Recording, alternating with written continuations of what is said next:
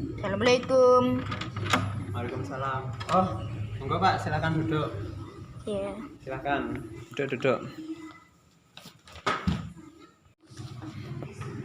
Gimana Pak? Ada yang bisa saya bantu? Saya mau ngecekin ronsennya ibu saya. Oh, sebelumnya perkenalkan dulu, saya Firdaus, dokter yang lagi berjaga di klinik hari ini. Boleh saya lihat fotonya Pak? Boleh.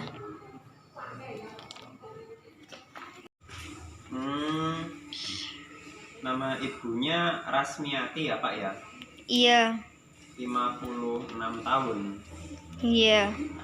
Kalau boleh tahu Pak, ini keluhannya apa ya Pak ibunya? Nyeri di dada kalau batuk sama sulit bernapas.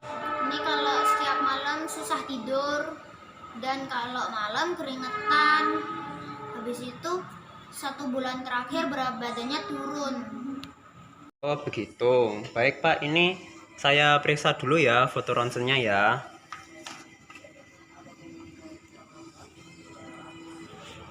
Bismillahirrahmanirrahim. Baik, setelah foto terpasang di lightbox, langkah pertama adalah menentukan posisi foto. Dari yang saya amati ini jelas bukan lateral ya. Berarti kemungkinannya tinggal kalau nggak PA ya AP. Ya, tapi dari yang saya amati yaitu pertama clavicular joint, dia tulang klavikulanya itu terdapat pada lapang paru, kemudian dia itu skapulanya itu tampak di pinggir dari tidak menutupi lapang paru, maka dia ini adalah PA.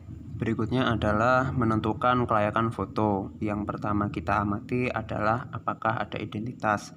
Ya, di bawah itu ada identitasnya ya. Ini tuh foto dari Nyonya Rasmiati 56 tahun, diambil pada 26 April 2014. Ini udah hampir 7 tahun yang lalu ya ini. Foto ini diambil pada pukul 6:12 sore. Kemudian kita melihat apakah ada marker. Kemudian menilai apakah pasien cukup inspirasi pada saat pemotretan, yaitu dengan yang pertama, apakah diafragmanya itu setinggi vertebra thoracalis ke-10. Enggak ya, ini cuman sampai vertebra thoracalis ke-8 aja ini. Kemudian lihat apakah koste anterior yang ke-6 memotong domain diafragma. Kalau pada gambar ini enggak memotong dia. Lalu lihat apakah koste posterior itu kelihatan sampai nomor 10. Kalau ini cuma sampai 8 ya. Kemudian yang anterior apakah dia sampai 6 atau 7. Ya ini yang anterior sampai 6. Tapi yang posterior itu sampai 8, maaf.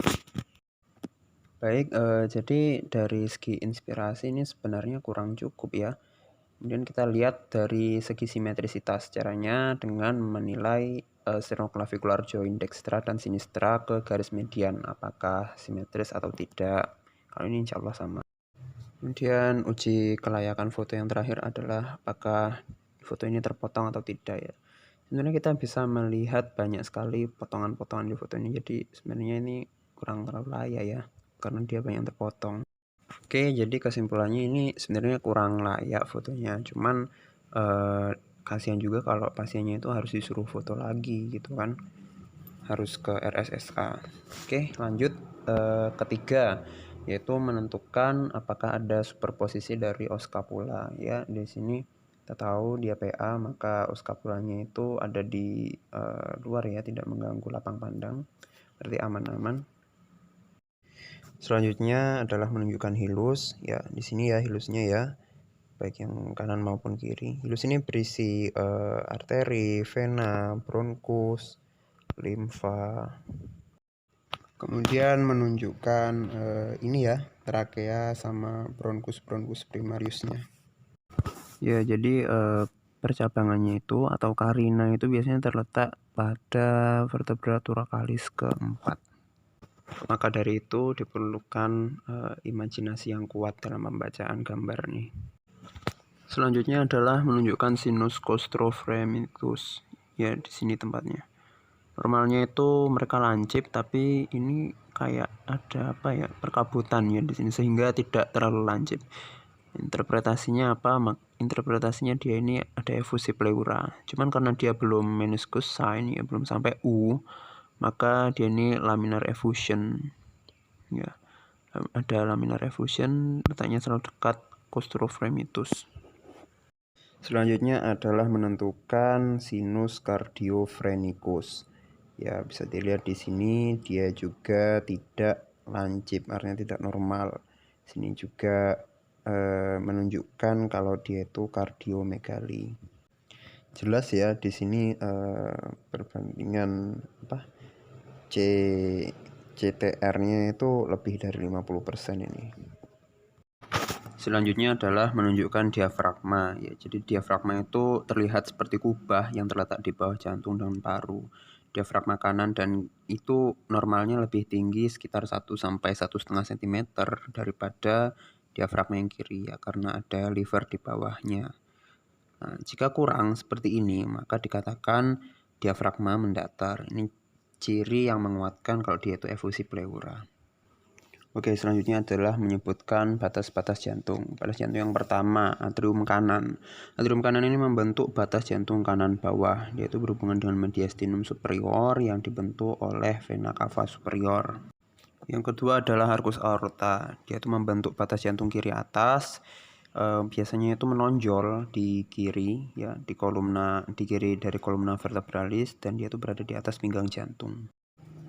Kemudian pinggang jantung, dia itu merupakan batas jantung yang konkav di bawah arcus aorta. Didapati penonjolan dari truncus pulmonaris dan biasanya itu landai. Tapi karena ini dia kardiomegali jadi tidak terlalu landai. Yang keempat adalah ventricle kiri. Dia itu membentuk batas kiri bawah dari jantung, yang merupakan lengkungan konveks ya, yang berjalan ke bawah sampai sinus cardiophrenikus kiri. Dan yang terakhir itu adalah apex, merupakan puncak lengkungan dari ventricle kiri. Baik, selanjutnya adalah menjelaskan hal-hal yang ditemukan. Pertama tadi kita dapati diafragma mendatar dan juga kardio serta claustrophrenikus yang tumpul. Ini menandakan kalau ada efusi pleura. Lalu efusi pleuranya ini yang bagaimana? Efusi pleuranya ini adalah yang transudatif.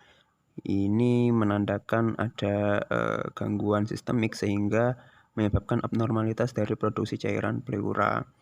Hal itu semakin didukung dengan peningkatan persentase dari CTR yang lebih dari 50%. Selain itu juga dapat kita temukan garis Carli baik yang A dan juga B, kemudian cuffing peribronkial, kemudian ditemukan fluid di visura yang ditandai dengan ring light shadow. Sehingga semakin meyakinkan saya kalau diagnosis kerja dari pasien adalah edema paru interstisial at causa heart failure, dengan diagnosis bandingnya adalah tuberkulosis, pneumonia, hingga bisa saja keganasan. Baik Pak, jadi setelah saya lakukan pemeriksaan tadi, kira-kira ibunya ini ada gangguan di parunya, ada edema Pak, ada airnya. Nah itu kemungkinan karena gangguan pada jantung Bapak. Jadi penyakit jantung ibunya selama ini itu berefek juga pada paru-parunya. Tapi karena hasilnya ini sebenarnya belum terlalu jelas, maka Bapak bisa CT scan Pak. Bapak bisa periksa CT, atau kalau mau yang murah cukup ronsen lateral decubitus aja. Nanti bisa minta ke rumah sakit ke RSSA lagi. Kemudian saran saya sih ibunya ini segera dirujuk ke fasilitas layanan kesehatan sekunder kayak rumah sakit C atau tipe D gitu Pak. Baik, terima kasih ya dok. Iya Pak, sama-sama. Monggo kasirnya di sebelah sana. Baik. Hati-hati Pak. Ya, assalamualaikum. Waalaikumsalam.